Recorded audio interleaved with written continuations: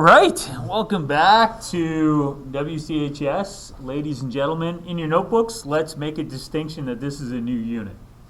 So this unit is called Ancient Globalization.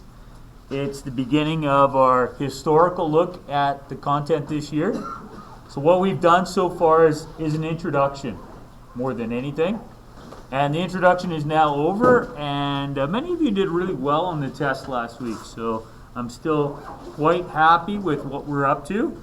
At the same time, there might be some room for improvement. Some of you might be looking at your mark from the test on Friday, and you might be saying, oh, I think I could do a little bit better this time. So this is the beginning of a new unit. This is the beginning of a new opportunity to excel at the next test. This unit we will be dividing into chunks because it is a longer unit. If you go to our online textbook, you can see that the unit begins with a look at ancient globalization in the scope and sequence, and that is today, the 22nd. That this week we'll focus on ancient globalization the entire week. We'll make a transition into historic globalization next week,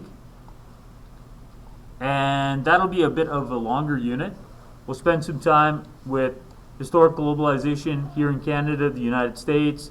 We'll look at China, Africa, and India as well. We'll also look at the Industrial Revolution and ideologies before the spring break.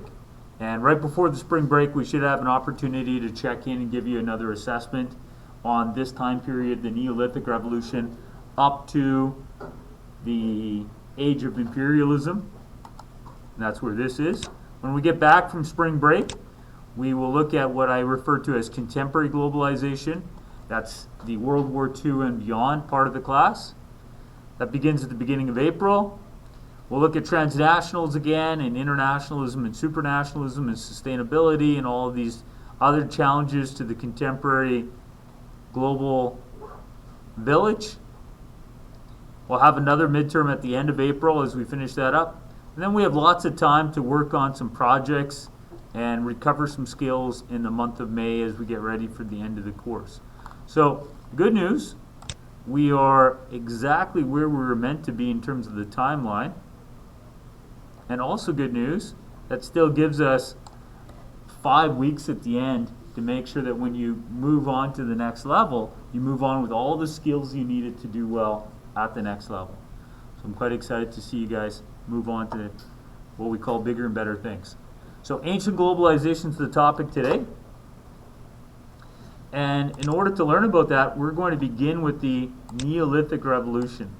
So this is the first concept we really need to explore, is the Neolithic Revolution. And that's kind of the beginning of our story. You know, if you read a book like Sapiens, you know that, you know, our story did exist before the Neolithic Revolution. We just can't find a lot of evidence of it. You know, people weren't writing stuff down. But for the sake of this course, then, we're going to go back to what we do know, which is the Neolithic Revolution. Before the Neolithic Revolution, there's evidence that we were globalizing. We have, you know, tribes of mankind wandering around the earth. And some wandered from continent to continent. And we can look at some of the archaeological and genetic evidence that has been left behind by them. But for the sake of this course, we're going to begin with the Neolithic Revolution. So, first thing I need you to do in your notes is we need to figure out what this means, the Neolithic Revolution. If this is the beginning of our study, then we need to know what does it mean, because I'm going to assume that Neolithic Revolution is not a term that we use daily, so it's something new to you. Now, anytime that you use the word revolution, we should assume that this means a great change is happening. A revolution isn't just a minor change, it's a big change. So next year you'll study the French Revolution. You'll study the American Revolution. These are big changes to the way society was organized. Long before those revolutions, we have the Neolithic Revolution. Now, I want to simplify what it is and the clearest definition I've ever seen is this is when we decide to sit down. The Neolithic Revolution, what does it mean? We decide to sit down. And this is when I stand up, so I don't know what message I was trying to send there, but Neolithic Revolution, that's when we sat down. Before the Neolithic Revolution, in Africa, in the Serengeti, in Eurasia, people were living very nomadic lifestyle. Nomadic. They were hunters, they were gatherers. They didn't have permanent settlements. They followed their food sources. Very traditional lifestyle. The Neolithic Revolution, they sit down. There, now I did it purposely. I sat down on camera when I said sit down. So, what is the Neolithic Revolution? It is a sitting down. It is a change from a traditional hunting, gathering, nomadic lifestyle to a more settled existence.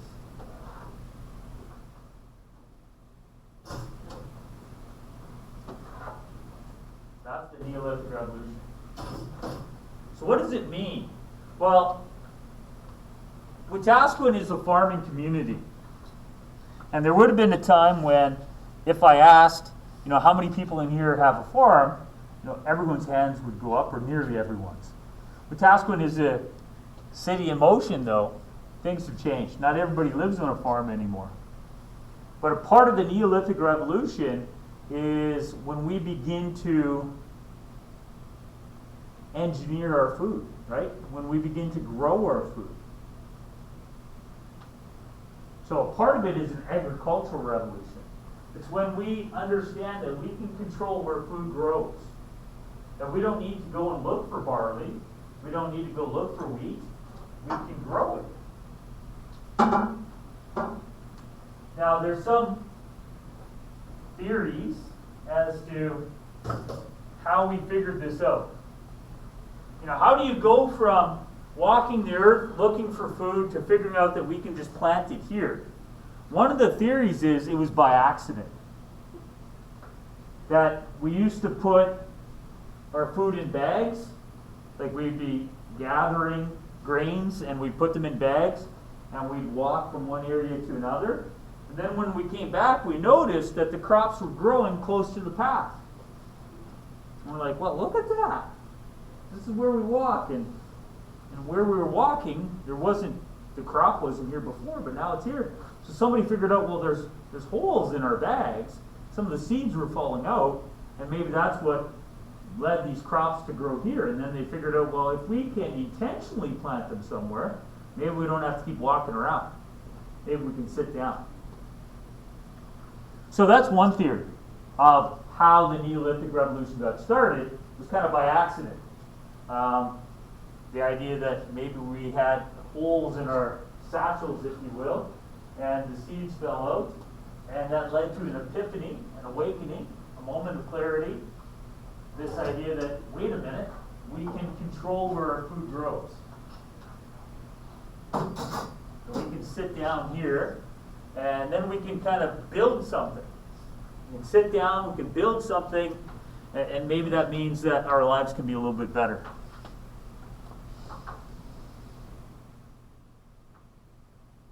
Now, a related question could be, what was the crop that, what was the seed that fell out? A lot of people believe it could have been barley.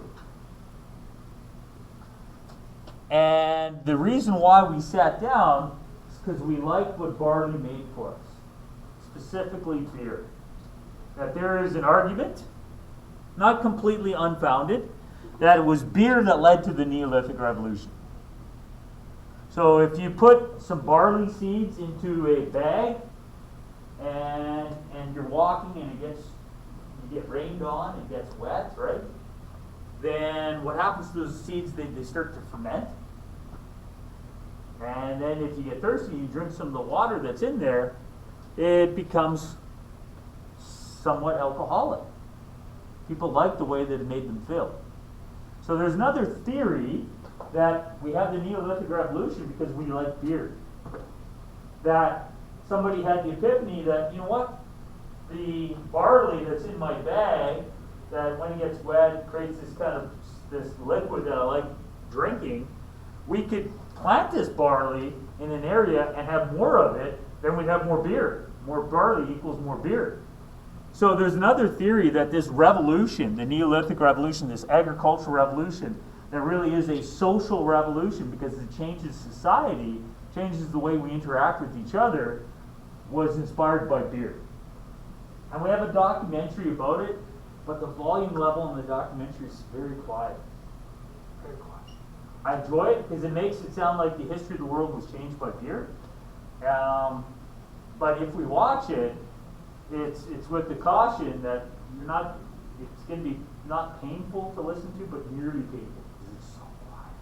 And there's only like one version of this video that I can find. But we'll give you the option to watch that later in the week if that's something you want to look at.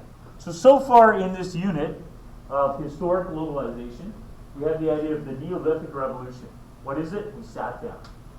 What were we doing before? We were walking around, hunting and gathering. We sat down because now we could control our food. We could grow it here. Why did we want to control it? Well, we wanted to have more of it. Because potentially we were making products like beer that made us feel good. Now, I have evidence, though, that the traditional lifestyle may have been better than early Neolithic existence. That it was a trap. Sitting down was a trap. I have some evidence that sitting down was a trap. In nature, we are free. Now, what do we have in Ottawa right now? We have a battle between government and individuals. Individuals who are saying we are free, and a government that says we must control you, that there are limits to your freedom. In nature, there is no government. We created government. The creation of government is a consequence of the Neolithic Revolution. Because when we sat down, we began to organize. Who's in charge here? Then we began to organize things like alphabets and currencies and religions and government. So you could argue that the Neolithic Revolution was a trap. That in nature we were free. Next year in Social 20 and again in Social 30, we'll look at the idea of natural rights. Many philosophers would argue that we have natural rights. So the question would be, well, if our rights are natural, why did we give them up to the government?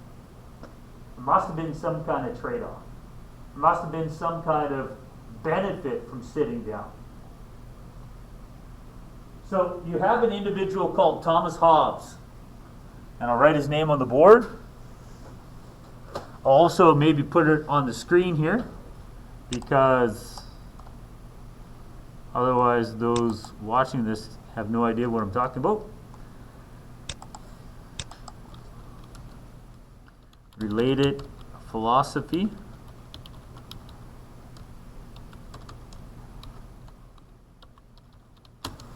So we have this guy Hobbs, Hobbes. Hobbes has a theory about why we might sit down. And his theory is based on animal studies. If you go to Africa, you go to the Serengeti, or if you go to the tundra of Canada, right? Where we are not, but the animals are plenty. And you watch them, you will see that the strong feed upon the weak. So true is that we call that realism. The strong do what they can, the weak suffer what they must. That's called realism. Well, Thomas Hobbes takes that a little bit further and says that in nature we are at a constant state of war with each other. Constant state of war. And that doesn't mean war in the, I have my troops, you have your troops, in some organized way. It just means a constant state of competition. That if I see you and you have some shoes that I want, I'll wait till I have an opportunity and I'll take those shoes. At some point, you need to fall asleep. And when you fall asleep, I'm taking the shoes. Or if I believe I might be stronger than you, I'll just use brute force to take your shoes. But even if, in theory, I'm the strongest person in this class, I'm looking around and I'm saying, I like my chances, I have to fall asleep at some point. So if we were those in nature, and even if I think that individually I'm stronger than any other in this room, eventually I have to go to sleep. And even the smallest among you can take from me in my sleep. I'm very vulnerable while I sleep. So Thomas Hobbes says, in nature we are free, but in freedom we're not safe. So why did we sit down? Because we want it to be safe. We invented government because we want it to be safe. Because what is government? Government is me saying, here's my natural freedom. I can walk around and I can do whatever I want. I can honk my horn. I can stand where I want. But government's saying, no, there's limits to your freedom. That's part of the Neolithic Revolution. Is this idea that we create a government that tries to provide security. So the first concept of this unit is the Neolithic Revolution. What does it mean? It means we sit down. Why did we sit down, though? You know, a critical mind, an analytical mind should be saying, why did we sit down? What were we doing before we sat down? And did our lives get better for sitting down, or was sitting down a mistake? This is my story, but it's also your story. This is our story. At some point, we all sat down. And the idea is that before we sat down, we were very free. We lived a tribal existence. We might have had a clan or a tribe of, maybe a couple of dozen people. But our options were limited. Even your relationship options were limited. So unless you came into contact with another tribe, then your relationship options are very limited. So sometimes you'd go to war with other tribes just so that you could find a mate. You'd go and raid their encampment during the night, and they would raid yours so that you could find a wife and they could find a wife, and your wife would not be a close relative. So there were limits to the pre-Neolithic existence, but it was freedom. Then we sat down, and there's a trade-off between our freedom and some security. Any questions about the Neolithic Revolution so far?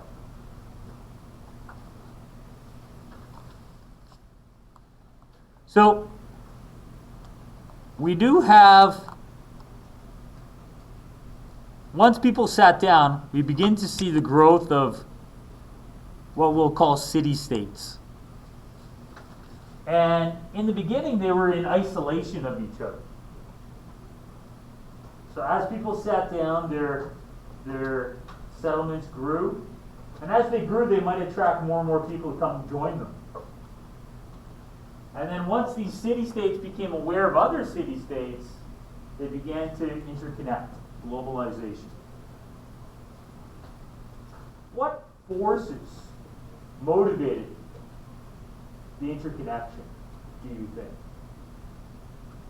So if we created a city-state, room 160, and there's another city-state, Mr. Phelan's room 162, why would we come into contact with them? What would motivate our interconnectedness? Yes, sir. The need of resources? Yes, the need of resources, right? So maybe there's something we have, like beer, and maybe they don't have beer. They need beer. They hear about beer and they're like, man, we want our heads to feel funny at times. What can we do to get that beer off? And maybe they have something else. Maybe they have bread. Maybe they have wine. Maybe they have fruit. Maybe they have salt. So, economic realities, like scarcity, will drive some of this globalization. So what motivates globalization among these city-states? One of the motivations will be economics, trade. On the board I have this Silk Road. Silk Road will be on your final exam. It'll be on the unit exam. You'll need to be able to identify what this map represents. So on the exam, I might simply give you this map, and the question might be, which of the following forms of globalization is being illustrated on the map? And the answer is the Silk Road. The question could be about also what motivated people to travel the Silk Road. And I mean, the name Silk Road is probably giving it away. They were trading things like silk along this trade route. But what if I said that it wasn't just trade that happened along the Silk Road? It wasn't just trade of silk or other commodities for silk. Some people were motivated by non-economic reasons to jump into the Silk Road. So what might be a non-economic reason to try to connect with other city-states? Once you've connected with everybody in this room, and you're like, you know what, I want to go talk to someone else. Yes. Food. You could be hungry. That's an economic reason, right? So food, economic reasons aside, why might we go talk to another class?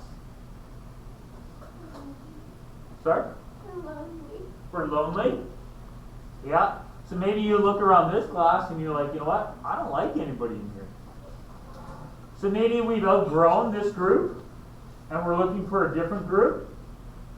So curiosity, right? Curiosity, loneliness. Those are good examples. Why we might go interconnect with someone else. Any other motivations do you think might motivate somebody to travel the Silk Road?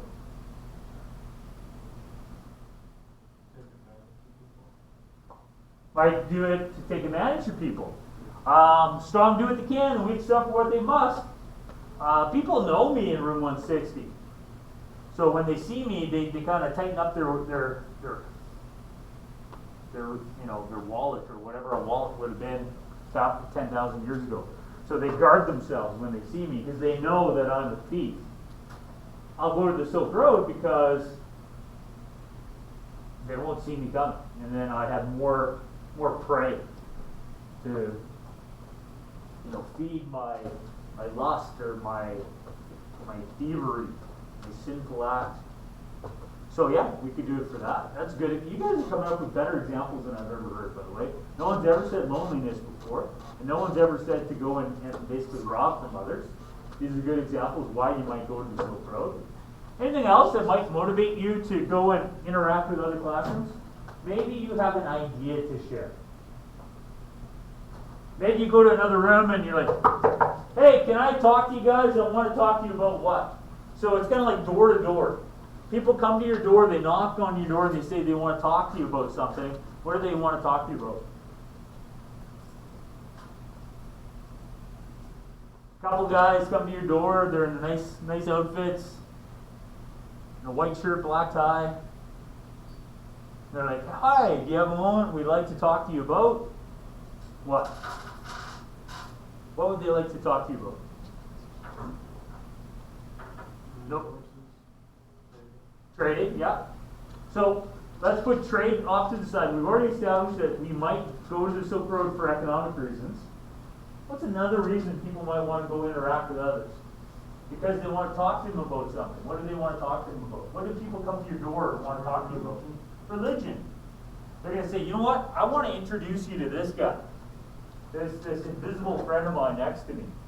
I want to introduce you to fill in the blank God that I worship. One of the other motivations for globalization during this time period is the desire to spread ideas, like religion. So we have loneliness, we have curiosity, we have the hunger to prey upon others, we have hunger, we have the economic stuff, but we also have this idea that we have a mission, that we need to globalize to go and spread ideas, like religion. Any other reason why, if you're living over here, you might want to walk over here? So there's this group from the 1980s, I want to say, called Alabama. And they have a song that at the beginning is like, see that mountain over there? One day I'm going to climb that mountain.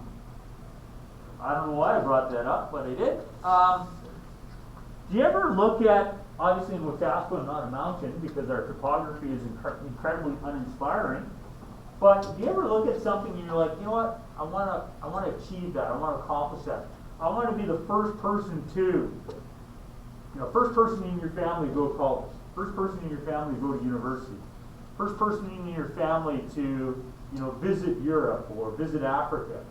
Well, a lot of this globalization at this time period was because people wanted, they were curious, and they were looking for glory. They were looking to establish themselves as being different.